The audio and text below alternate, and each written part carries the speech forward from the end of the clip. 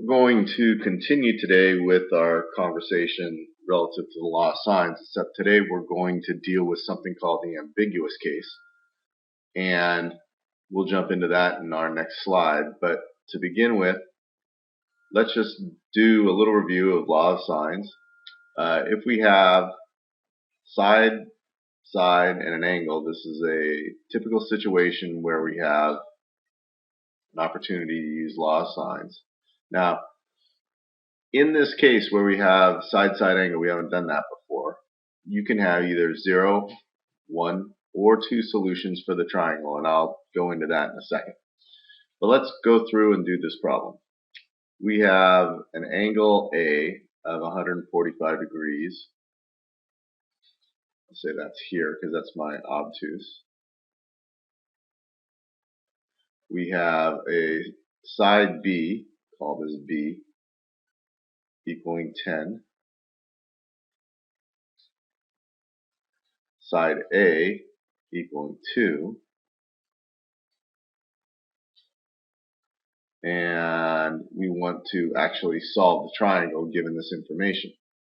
Now, looking at this information, before I go ahead and use my law of signs, I look at it and say something's fishy here, because I have a 145 degree angle, which is clearly the biggest angle in the triangle, yet the side opposite that biggest angle is not the biggest side.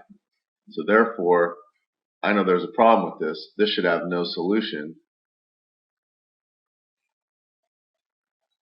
So it's a non-real case given to us. If we were to take and actually set up the proportion and say I want to find, or I know the sine of 145 over 2 is equal to the sine of angle B over 10, and we went 10 sine 145 over 2 is equal to the sine of B, and then took the inverse sine of B, or the inverse sine of this function 10 times sine 145 over 2, and said that was going to equal B, I'd be finding the inverse sine in this case of a value of 2.87, let's say. And that's supposed to equal B. Well, this is a problem mathematically, because the sine of an angle has to be between 1 and -1, and we have a sine value equaling 2. So again, this is no solution. Now, let's get back to this side-side angle situation. If we have a side-side angle given to us, and the side opposite that given angle is actually greater than the other side given, then there's only going to be one solution to the triangle.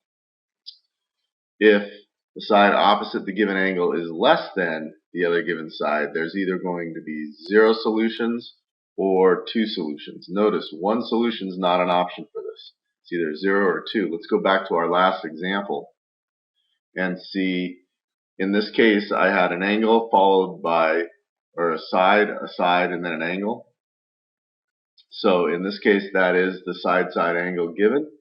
And the side opposite the given angle, this side A, was less than the other side given. Therefore, it had 0 solutions, which was one of our 2 options. Let's move on.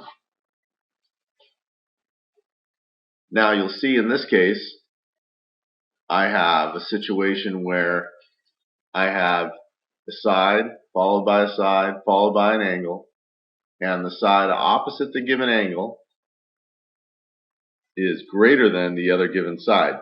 Therefore, this triangle is only going to have one solution, and we'll jump into why in our next problem. So I want to solve the triangle. So basically, the first thing I'm going to have to do is find the angle C. So I'll take the sine of C, put that over 7, set that equal to the sine of 126 over 12. This gives us sine C equals 7 sine 126 over 12. C will equal the inverse sine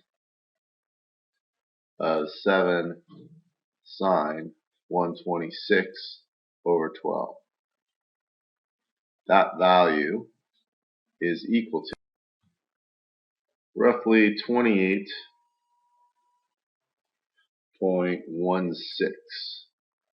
degrees. Now, I know that if this angle is 28.16, I subtract from 180 to get angle A, so therefore angle A is equal to 25.84. That's also a degree measure. The last thing I'm going to have to find is side A.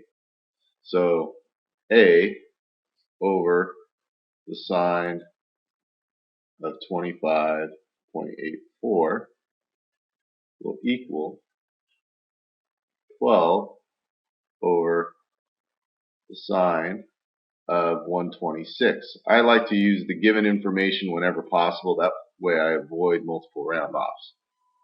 So A would equal to 12 sine 25.84 over the sine of 126, which gives us at approximately 6.47, right around there. And once again, given the conditions that the side opposite the given angle was greater than the other side, there's only going to be one solution, and that triangle is completely solved. So now let's look at this last problem, not this last problem, the second last problem. In this case, we have side and an angle given, and the side opposite the given angle, this 50, is less than the other side given, 65. So that says in this case, we should have either 0 solutions or 2 solutions. I notice that the side opposite the given angle, since it's less, is not a situation where 35 is probably not going to be the greatest angle. So this doesn't have to be the greatest side. So everything's in order at this point. I'm going to go ahead and solve the parts of the triangle we know to this time. So in this case, we'll find angle A, and the sine of that angle over the A value is equal to the sine 35 over 50. So in this case, A will equal the inverse sine of 65 sine 35 over 50. That's equivalent to 48.21.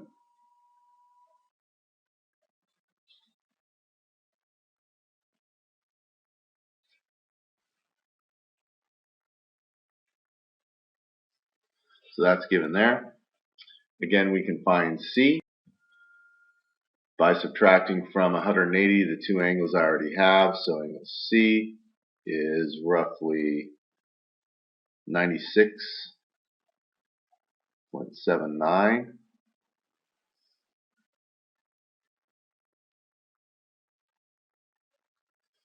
And then finding side C,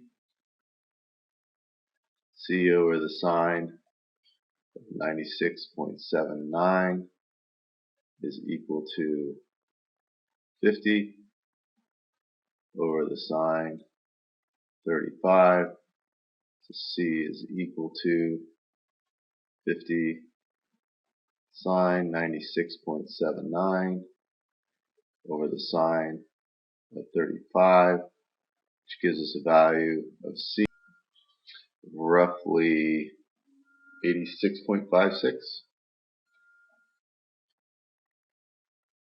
And that makes sense, given that the greatest side is opposite the greatest angle.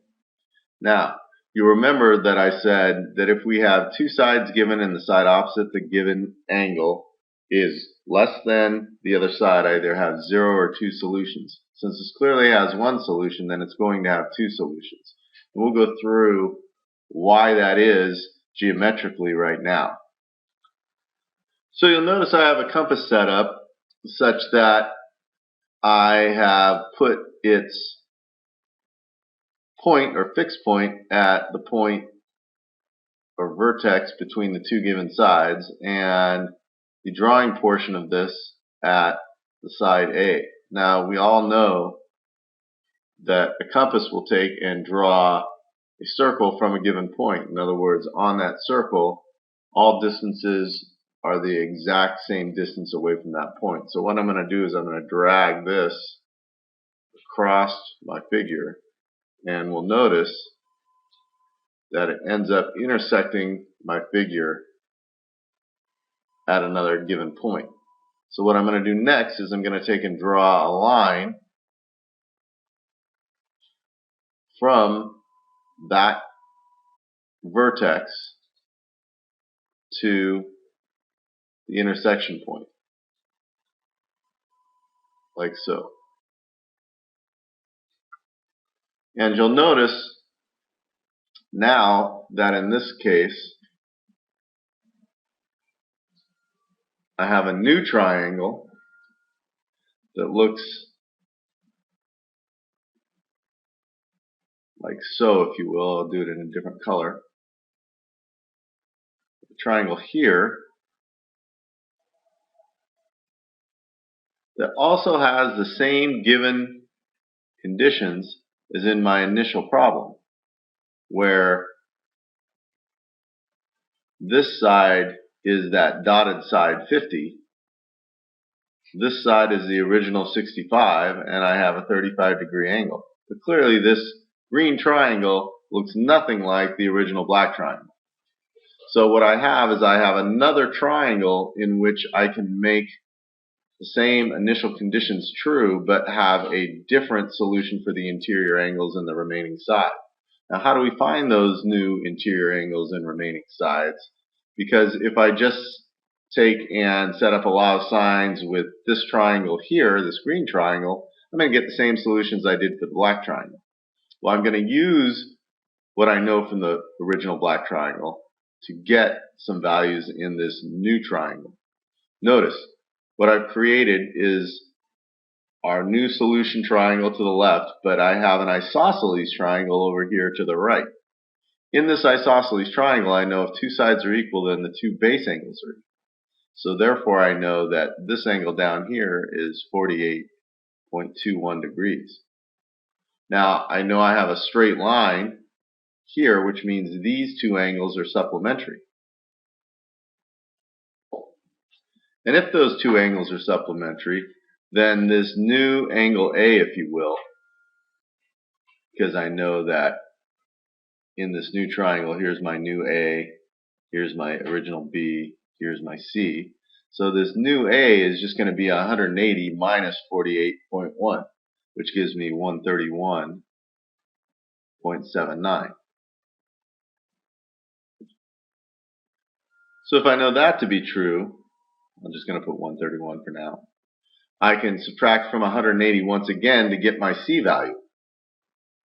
And this gives me a value of C to be 13.21 degrees, clearly different than the 86 we had before, and makes sense from the picture we have above. So now I have all my given angles. The only thing left to do is find my remaining side C. So let's go ahead and do that. The side C over the sine of 13.21 is going to be equal to 50 over the sine of 35. So C is going to equal 50 sine 13.21 over sine of 35, which is approximately 19.92. And this is 13 degrees, this here is 19.92, then it makes sense relative to all the angles. The biggest side's opposite the biggest angle, second biggest side opposite the next biggest angle, and the smallest side is opposite the smallest angle. All good. So let's go ahead and do another one of these just for practice purposes. There's going to be two solutions in this problem. I know this because I have an angle A of 65 degrees, side A of 15, side B is 16, and in this case, the side opposite the given angle is less than the other side, so there should be two solutions. I'll go ahead and grind through some of the calculations now. We'll find out what B is. So sine B over 16 is equal to 15 over sine 65. B is equal to the inverse sine of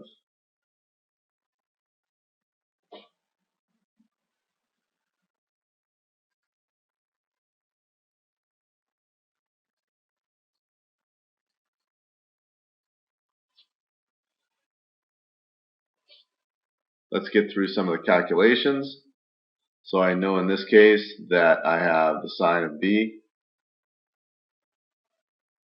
over 16 is equal to the sine of 65 over 15, and B is equal to the inverse sine of 16 sine of 65 over 15, which gives 75.18.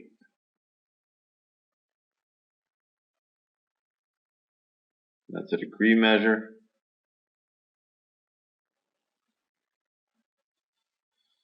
And then I can find C by subtracting from 100.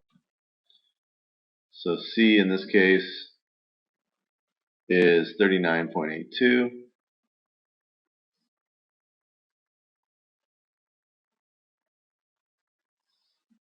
And then what's left is to find the side C. C over the sine of 39.82 degrees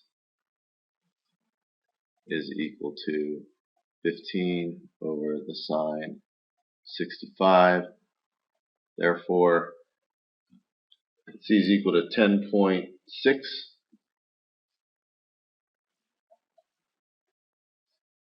And now we're going to have to find the other triangle. Now I didn't put the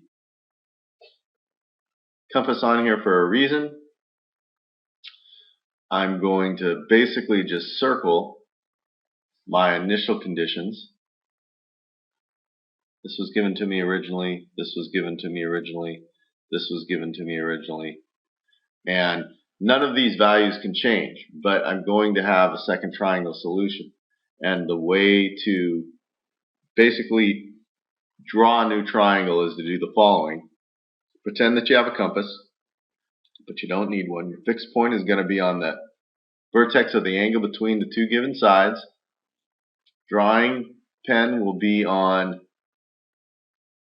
the side opposite the given angle, and that's just going to swing in towards your given angle, thus creating a new triangle. So my new triangle will look something like this. It's going to have 65 here, 16 here, 15 here. By swinging that angle in, I'm going to create an isosceles triangle that has a base angle of 75.18 degrees. When I subtract from 180, I'm going to get an angle of 104.82 for my new B value. So B will be 180 minus 75.18, which is again 104.82. Subtract those two from 180, and I have a C value then of 10.18 degrees. Just put 10 right here. Then I have to find my side C, so C over the sine of 10.18 degrees would equal 15, once again, over the sine of 65, which gives me a C value of 2.93. And there are my two solutions for my triangle. It's going to take a little work, but you'll get the hang of it. And we did this last year, so it shouldn't be anything too new.